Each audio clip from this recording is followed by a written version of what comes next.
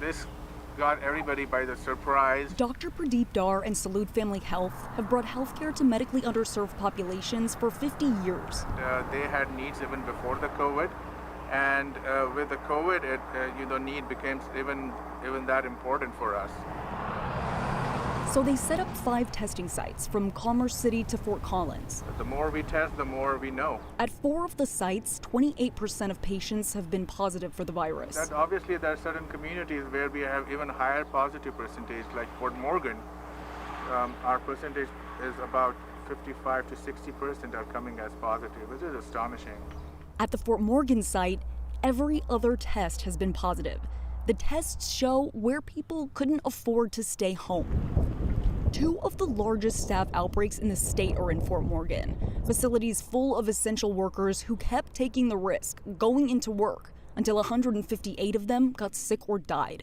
Communities taking risks like this are seeing cases rise all over the state. You can see it in the growth rate when you break cases down by race. The growth rate in cases of white people is 96%.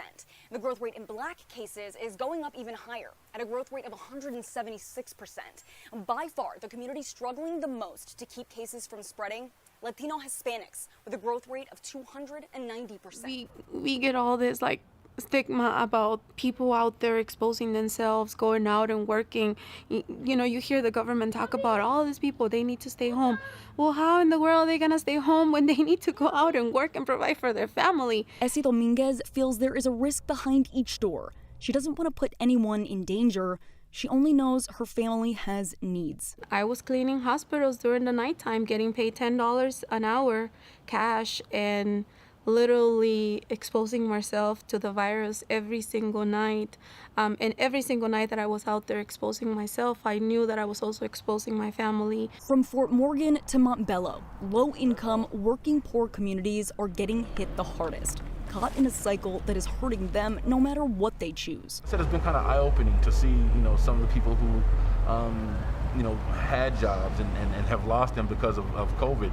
And having to utilize resources like the food bank here to struggle a lot. Jason McBride lives in Montbello. As a community advocate, he knows his neighbors are struggling. Nearly 3 months after the first case of COVID in Colorado, Denver rolled out a free mobile testing unit last week for underserved communities.